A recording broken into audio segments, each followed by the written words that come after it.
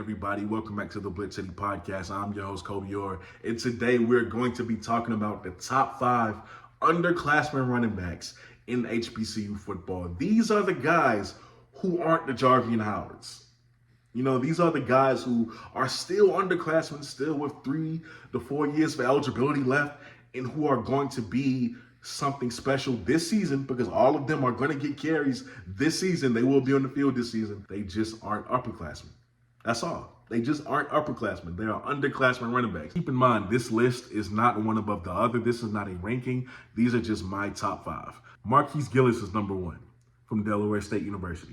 Marquis Gillis is a guy who y'all will know about next season if you didn't know about him last year. Marquis Gillis is 6 foot, 200 pounds, and he was the MEAC Rookie of the Year last year. How people didn't talk about him, I don't know. How is he not showing up on people's pregame award list, preseason award list? I don't know. But that will change. Let me tell you about it. Last year, in his freshman season as a true freshman, he had 104 attempts, 537 yards, 5 touchdowns, and he averaged 5.2 yards per carry. He averaged 5.2 yards per carry. Dude is an incredibly fluid runner, okay? Incredibly athletic. When I say he makes Sports Center top 10 type plays, that's what he does. He seriously makes Sports Center top 10 plays. Next up, man, we have Eden James of Howard University. Now, Eden James is a guy who we knew, out of all these freshmen last year, we knew for a fact he was going to see the field at some point. It was just going to be a matter of when, okay? He is the son of former NFL Hall of Famer running back Edgerrin James. He's the son of him. So when he came into college, his dad said he's going to be something special because I taught him everything he knows. So he's going to contribute. Expect that. And he was not wrong. Eden James came onto the scene at some point during midseason, and he continuously gotten better every week since then. Finished the season with 75 carries for 400 yards, 2 touchdowns, but he averaged 5.3 yards a carry. He had guys ahead of him, upperclassmen ahead of him, so he couldn't get more carries than what he got. But with the carries that he did get, he definitely made plays and he contributed in a major way. He's going to have a bigger role in this offense next year, especially with Howard knocking on the door to get to Atlanta to represent the MEAC. Next up at the number 3 spot, we have Floyd Chalk. Oh, we've been waiting to talk about Floyd. We've been waiting to talk about Floyd Chalk. So Floyd Chalk, Grambling State University, is a guy who Grambling fans couldn't wait to talk about. They couldn't wait to unleash him because we knew coming in. He was one of those few guys who we knew before he even had his first college snap. We knew he was going to be special for Grambling. We said Grambling got a steal in Floyd Chalk. We get that. We get that. Floyd Chalk, though, he's ready to take the reins. He's ready to be the guy, the leading stat guy for Grambling going forward. When we think of Grambling, when we make these posters and these thumbnails, he's going to be the guy that you think about when you talk about Grambling football. Kid has big time playmaking ability. And you saw that when he put it on display in the spring game, man. He's ready. He's ready. There's really not much to say about him. There's only so much praise you can give a player. But man, Floyd Chalk is ready. The breakaway speed, we don't even want to talk about that. If he breaks away, you will not catch him. Guaranteed.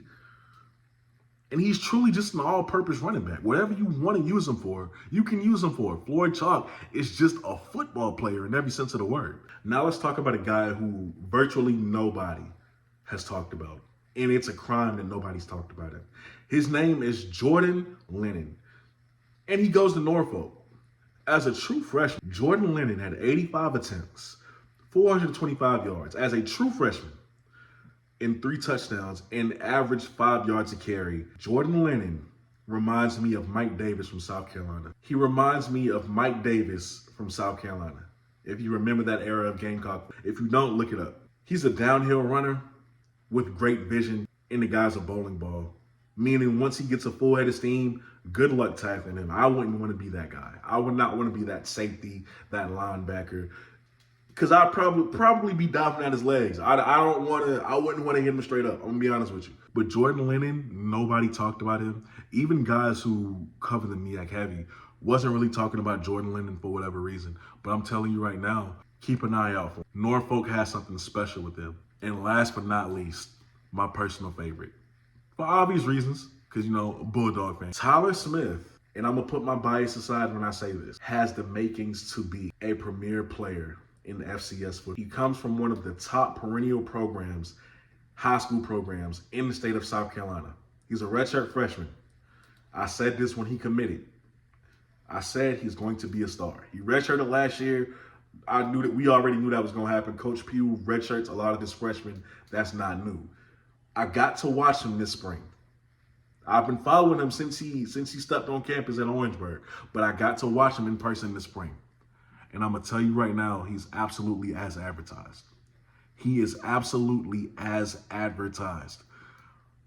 He's going to do things that make you go, oh my goodness. Did we just see that? It's the reaction, right? It's the speed. It's the playmaking. He's a playmaker. He's really a playmaker. When you talk about most running backs, you talk about the speed, you talk about the power. No, he's really a playmaker. He can really make something out of nothing. There was one particular play in the spring game for South Carolina State, and it wasn't even a big play. He just got the handoff. The defender was already there, already made contact with him before he can even get a yard after getting the carry. And he spun off that defender and was still able to pick up yards. I've made the tweets about, I've done everything. I've said everything that needs to be said. So not much time is going to be spent on him. But y'all going to see August 26th because, expect him to be on that first team. Y'all going to see. That's all I got to say about Tyler Smith. August 26th, y'all going to see just how special he is. But these are my top 5 underclassmen running backs of HBCU football. Let me know if I've missed anybody. Let me know who you wouldn't have on this list or would have on this list. And yeah, man, I'll see y'all next time.